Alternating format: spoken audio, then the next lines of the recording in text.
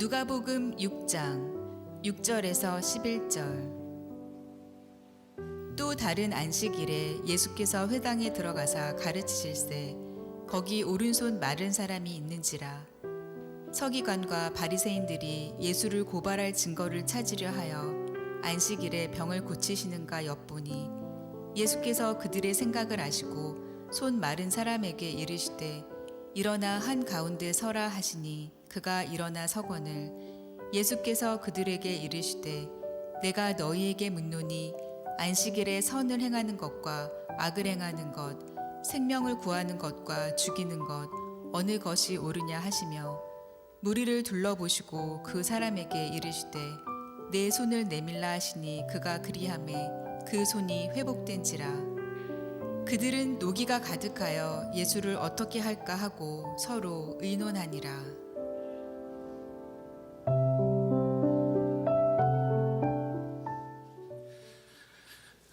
네, 오늘 우리 예배를 받기에 합당하신 하나님께 먼저 영광의 박수를 함께 올려드릴까요?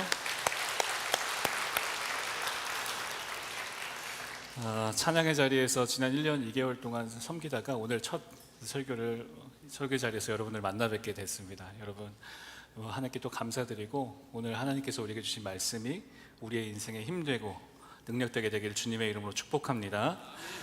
오늘 성경은 안식일에 회당에서 일어난 일을 기록하고 있습니다. 안식일인 이날 예수님은 손이 말라 손을 사용하지 못하는 사람에게 치유를 행하시는 기적을 보여주고 계시죠. 외경의 기록에 의하면 그 사람의 직업은 석공이었다라고 기록이 되어 있어요. 그 사람은 후천적으로 손을 사용할 수 없게 되어서 더 이상 목공일을 할 수 없었으며 생계의 책임을 다할 수 없는 그저 마음 가운데 가족에게 미안함과 또한 삶의 괴로움으로 참된 안식이 없었던 사람이었다라고 우리는 짐작할 수 있겠죠.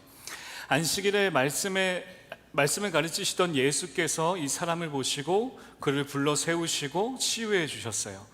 안식일에 예수를 만나 인생의 회복이 일어난 것이죠.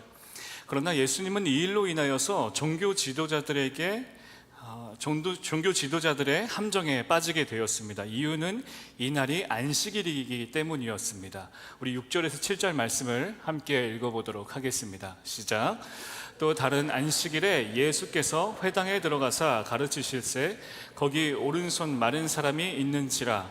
서기관과 바리새인들이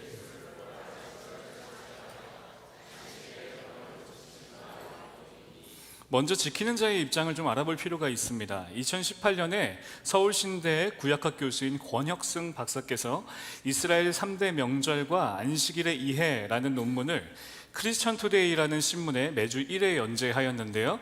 이 내용의 일부를 여러분께 좀 읽어드려 볼게요. 안식일은 유대인의 삶과 신앙에 있어서 가장 기본이 되는 특별한 날이다. 유대인은 이 날을 중심으로 일주일의 생활 주기가 시작되며 끝마쳐지고 있다.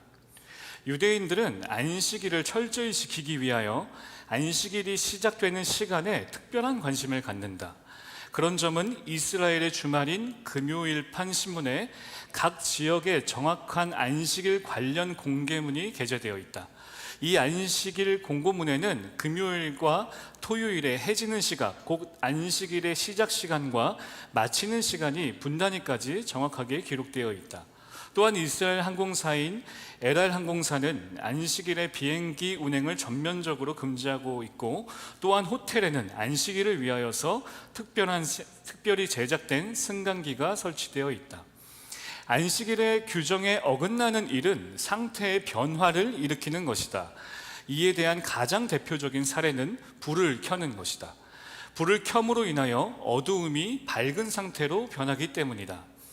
이러한 해석에 근거하여 이스라엘에서는 안식일에 불을 켜는 것을 금하고 있다. 여기에는 전기 스위치를 켜거나 끄는 것도 포함된다. 안식일을 철저히 지키는 정통파 유대인들이 모여 사는 지역에는 적당한 시간에 전등불이 자동적으로 켜지도록 장치를 해놓은 집들이 많다.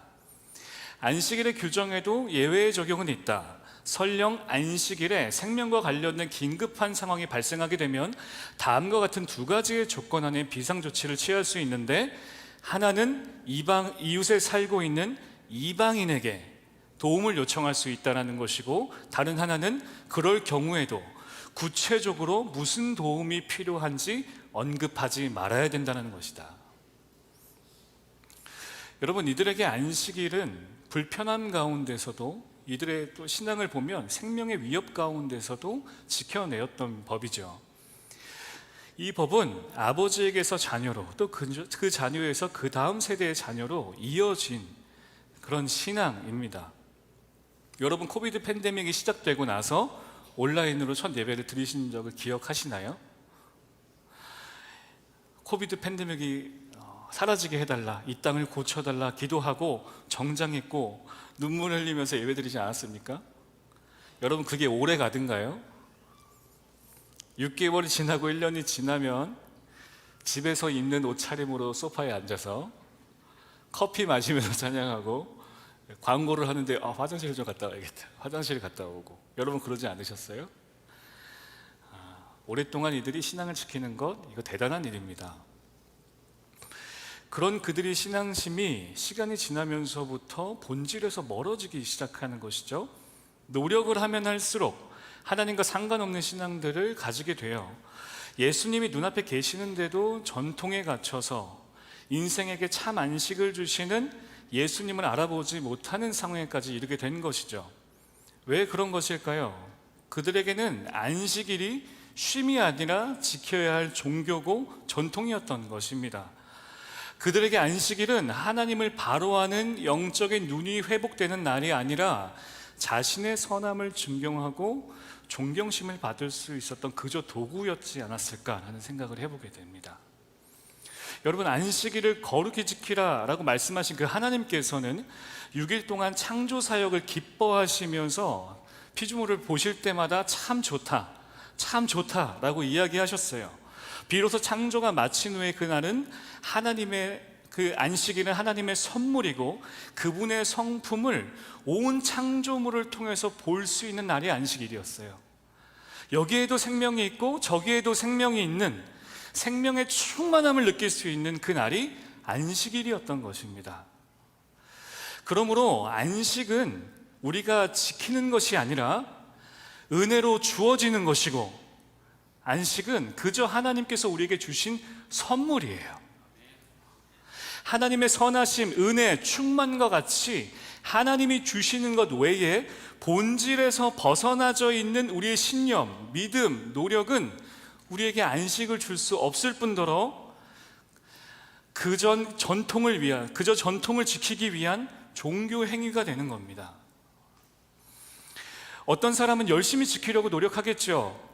그런데 어떤 사람들은 그 기준이 버거워요. 여러분, 자녀가 아파 보신 적이 있나요? 부모는 안식일의 법도 중요한데 내 새끼부터 살려야 되잖아요. 제가 자녀 얘기를 해서 참 죄송한데 내 새끼부터 살려야 되잖아요. 아이들을 들고 뛰잖아요. 아이가 아프면 부모님 들고 뛰시죠. 내 아이가 나아지는 것을 보았어요. 회복이 됐어요. 너무 다행이죠. 그런데 안식일이 쉼이 아닌 죄책감으로 다가오지 않겠습니까?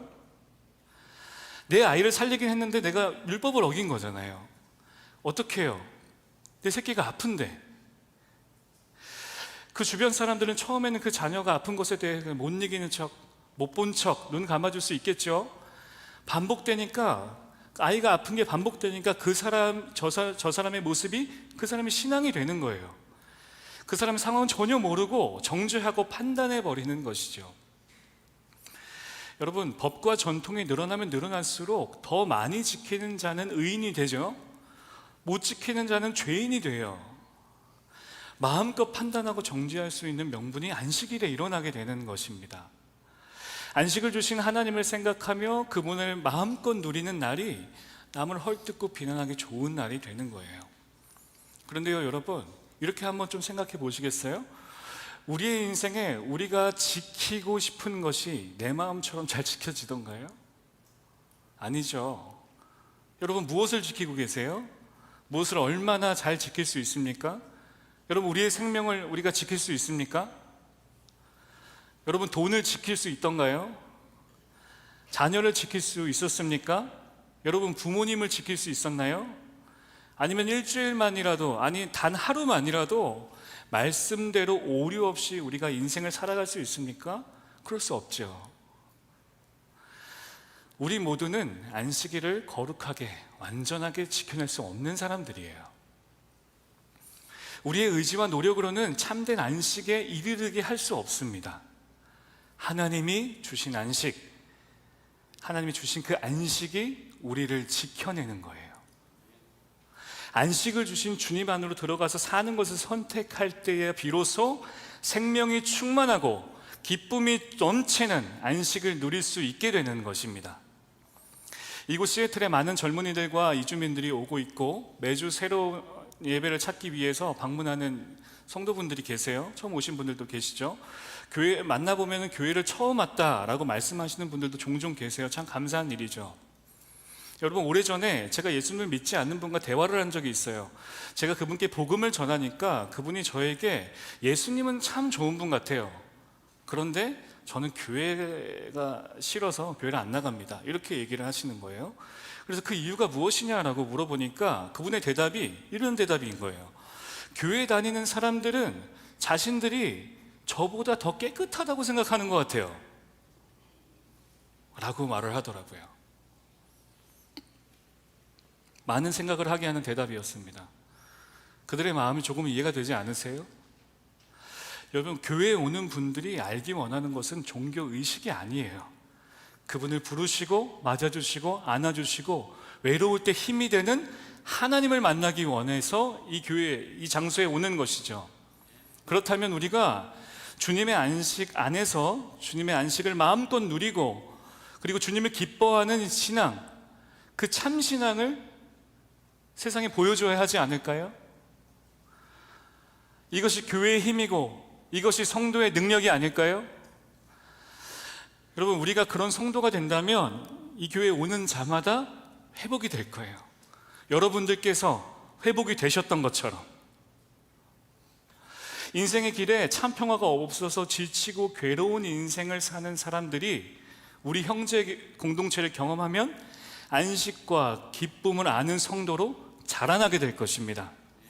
사랑하는 여러분, 이런 교회가 되어주세요.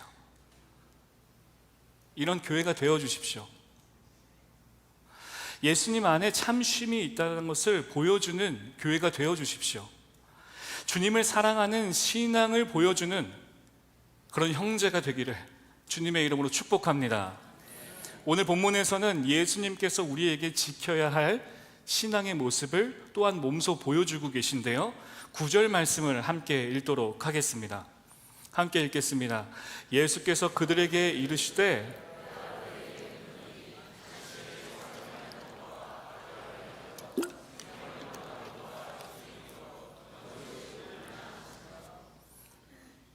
여러분, 오늘 읽으신 이 누가복음은 소외된 자들을 향한 예수님의 마음이 가득 담겨 있는 성경책입니다. 당시 양을 치는 목동들이 있었는데 목동들 중에는 남의 양을 훔치는 사람들이 많았다고 해요. 그래서 사회적인 분위기가 이 목동들을 신뢰하지 않았죠.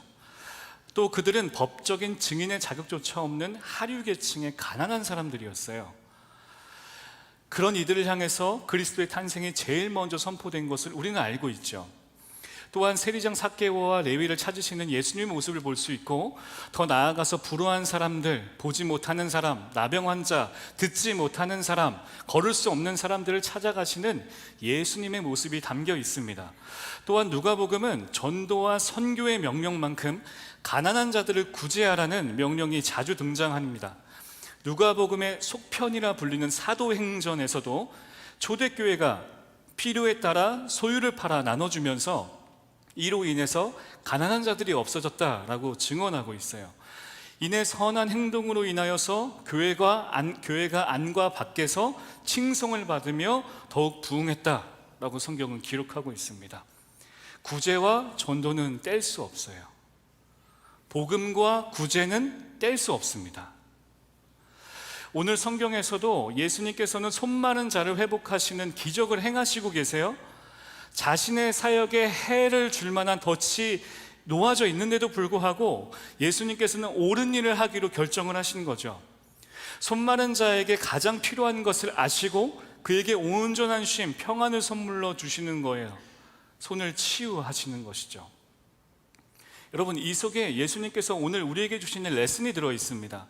예수님은 우리가 예수님처럼 소외당한 사람을 보살피고 아프고 연약한 사람들을 어루만지기를 원하세요. 그 당시 사회적인 약자들에게 가셨던 예수님처럼 찾아가고 끌어안고 위로하는 것, 이것이 바른 성도의 삶이라는 것을 오늘 우리에게 보여주고 계신 것입니다. 여러분, 우리가 이웃의 아픔과 고통을 외면한 채로 하나님만을 사랑한다면, 우리의 신앙과 우리의 신념만을 지키려 한다면, 여러분, 어쩌면 그 신앙은 반쪽짜리 신앙이 아닐까요? 지치더라도, 힘들더라도, 또 넘어지더라도 삶 속에서 누군가를 돌아보는 선한 마음과 선한 행동이 예수님을 닮은 성도의 삶의 모습이 아니겠습니까? 우리 교회에 이웃을 돌아보는 사역팀들이 있어요. 매주마다 복음을 전하러 가시는 분들이 계시고 피켓을 들고 서 계신 분들도 봤어요.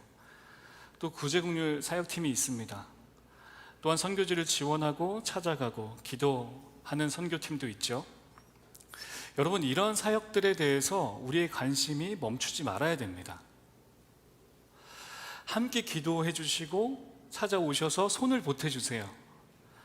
여러분, 시간을 내셔서 참여해 주시고 그 참여하는 그 시간 속에서 내가 오늘 예수님을 섬긴다 라고 생각하시고 섬겨주세요. 누군가의 필요를 채워주는 예수님의 손이 되어주세요.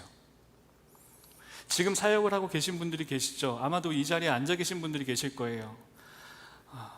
수고와 헌신을 여러분 감사드립니다. 그리고 또한 마음으로 부탁드려요.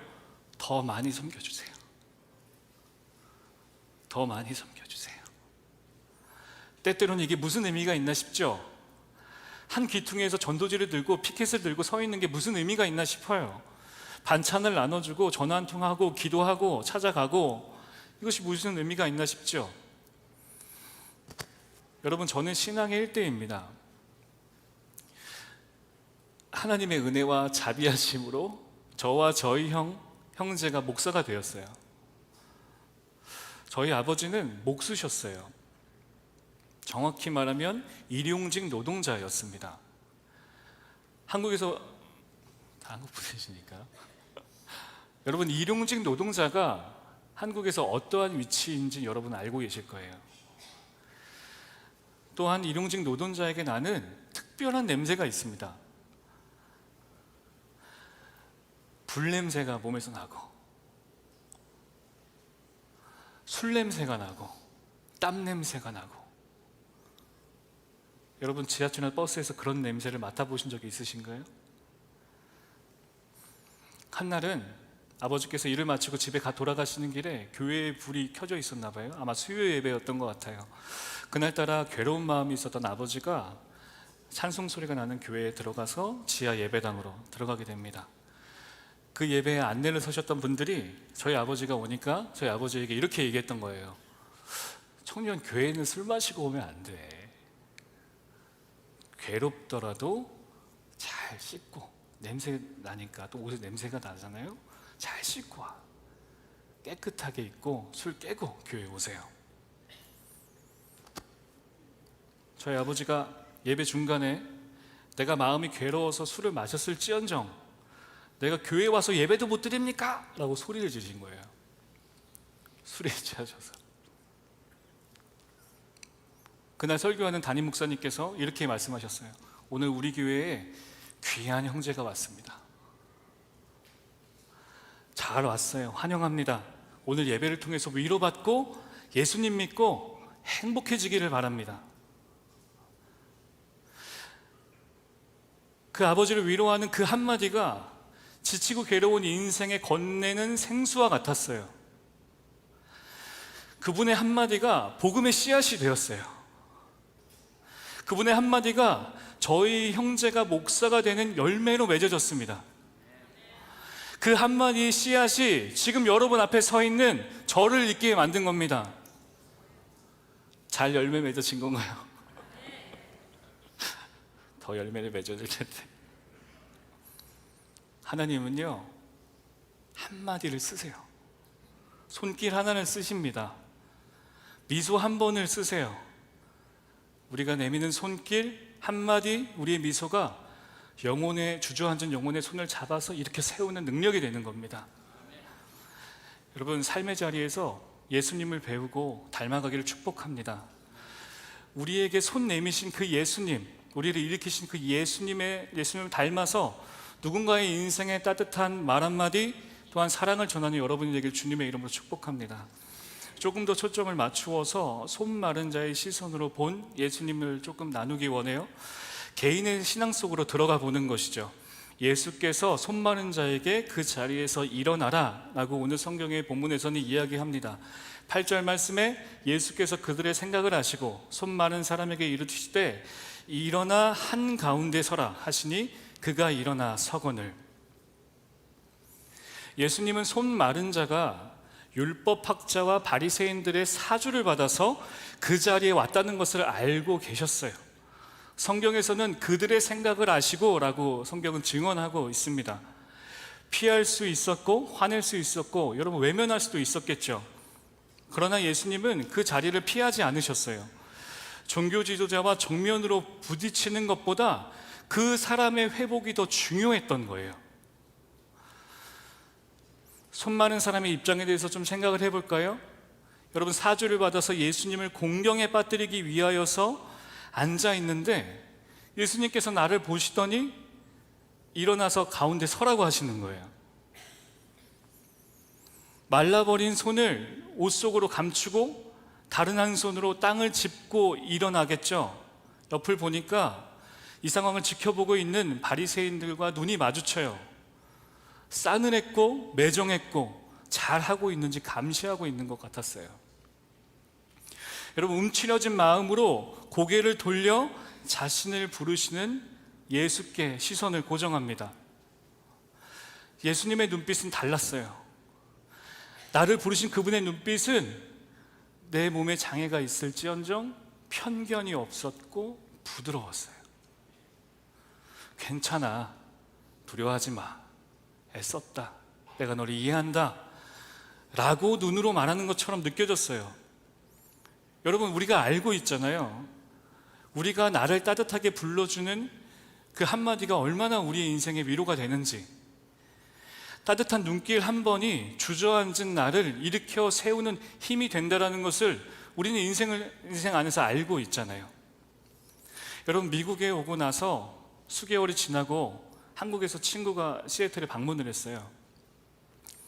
며칠 지내지 못했지만 나를 알고 내 이름을 불러주는 친구와 많은 대화를 나누었습니다. 그리고 난 후에 그 친구가 돌아가는 공항 안에서 배웅을 하고 인사를 하고 돌아서 횡단보도 앞에 섰는데 한 번도 느껴본 적이 없는 깊은 외로움을 느꼈어요. 그때 누가 정 목사님 이랬으면 제가 눈물이 왈칵 쏟아졌을 것 같아요.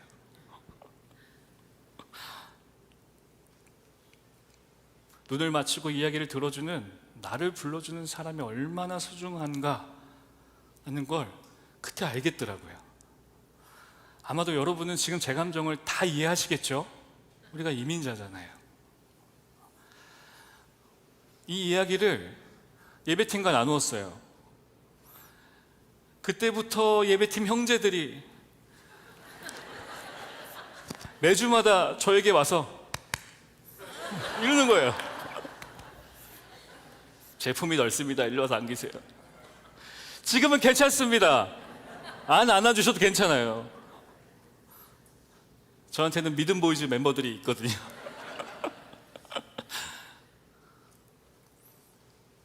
예수님이 손 마른 자를 부르세요. 누군가가 그를 따뜻하게 불러준 게 여러분 언제였을까요?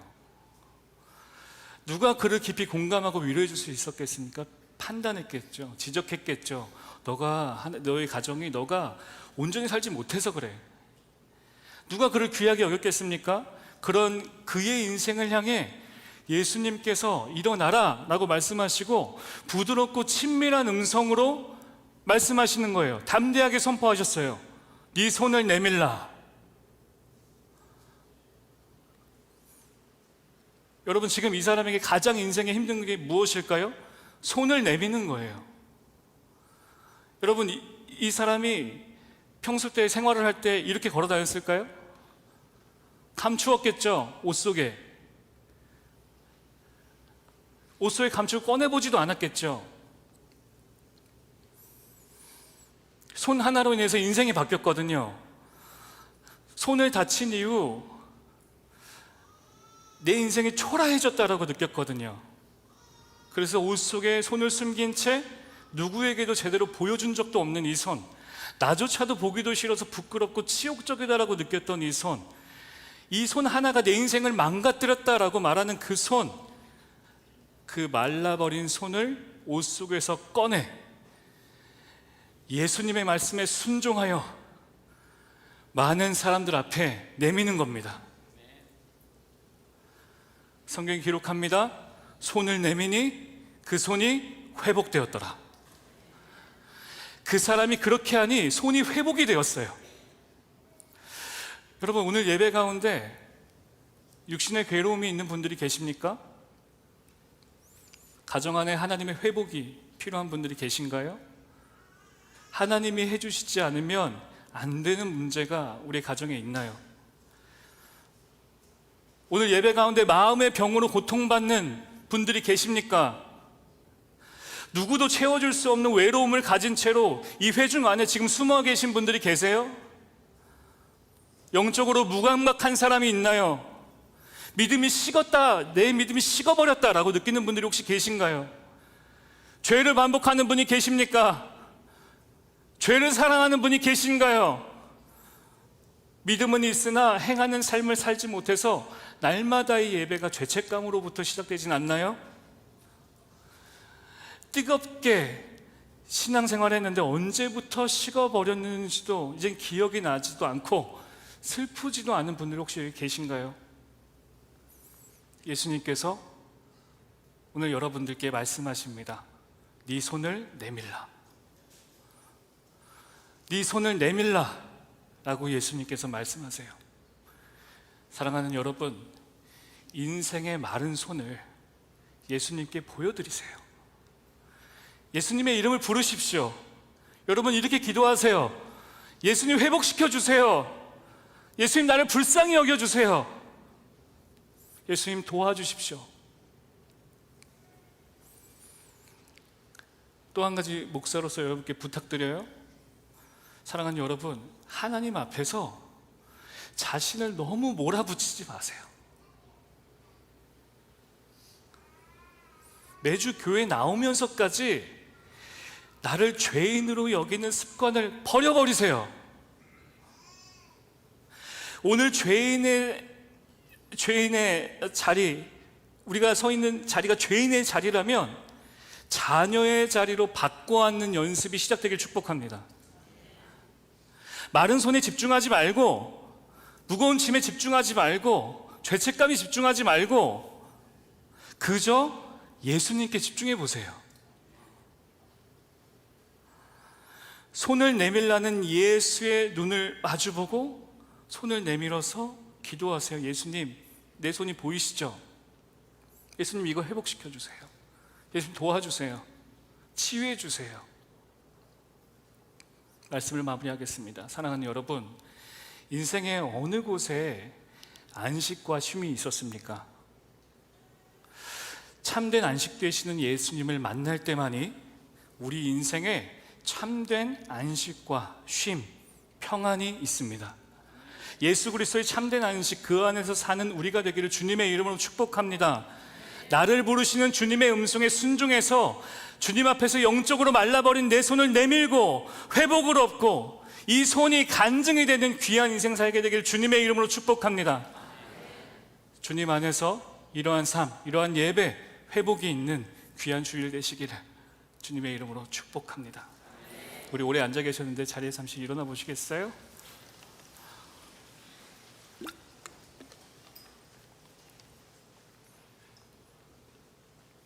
제가 여러분들을 축복하고 함께 좀 기도하기 원하는데요, 여러분 두 가지를 놓고 기도를 하려고 합니다. 먼저는 마음의 참 안식이 필요한, 마음에 하나님의 은혜가 필요한, 마음에 하나님께서 주시는 평강이 필요한 분들이 있다면 가슴에 손을 얹어보세요. 제가 가슴에 손을 얹고 주님의 평강을 구하는 우리를 위하여 함께 기도하겠습니다. 인생의 안식이 되신 예수님, 오늘 우리는 예수님 안에 거하는 것이 우리 인생의 참 안식임을 알게 되었습니다.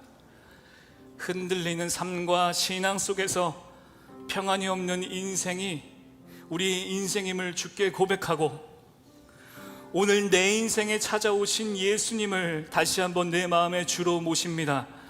이 시간부터 주님 안에서 참된 평안과 안식을 누리며 주님의 품에 늘 안겨있는 자녀가 되게 하여 주옵소서. 주 예수 그리스도의 이름으로 선포하니 평강이 있을지어다. 평강이 있을지어다. 예수님의 이름으로 기도합니다. 아멘. 두 번째는, 주님, 내가 영적인 마른 손을 가진 사람입니다 라고 마음의 근심과 어려움과 숨기고 싶은 것들이 있는 분들이 혹시 계신가요? 내가 영적인 마른 손을 가진 사람입니다 라고 생각하시는 분들이 있다면 여러분 두 손을 주님 앞에 내미십시오. 주님 앞에 손을 보여드리세요. 제가 여러분을 축복하며 함께 기도하겠습니다. 예수님, 내 손을 보십시오. 내가 마른 손을 가진 자입니다. 나를 향해 손을 내밀라 말씀하시는 주님의 음성에 순종해 주여, 나의 손을 주께 내밀었나이다. 나를 불쌍히 여겨 주옵소서. 나를 회복시켜 주옵소서. 육신의 연약함을 회복시켜 주옵소서. 영적 무기력함과 모든 우울감을 회복하여 주옵소서. 소망이 없는 우리의 마른 손을 주 앞에 내미니 예수께서 우리의 인생의 소망되어 주옵소서. 기쁨과 소망을 회복시켜 주옵소서. 죄를 사랑하는 손을 주 앞에 내미나이다. 죄를 사랑하던 손이 주님의 손을 잡는 손으로 회복되기를 구합니다. 주님보다 사랑하는 것들을 쥐었던 이 손을 주께 내밀어 드립니다. 주님이 마음껏 사용하는 손이 되게 하여 주옵소서. 영적인 마른 손이 간증이 되는 손이 되게 하여 주옵소서. 주님을 높여드리는 손이 되게 하여 주옵소서. 주저앉은 영혼을 살리는 손이 되게 하여 주옵소서. 있는 힘껏 끌어안고 눈물을 닦아주고 하나님의 마음을 전하는 귀한 손으로 우리의 손을 마음껏 사용하여 주옵소서. 예수 그리스도의 이름으로 기도합니다. 아멘.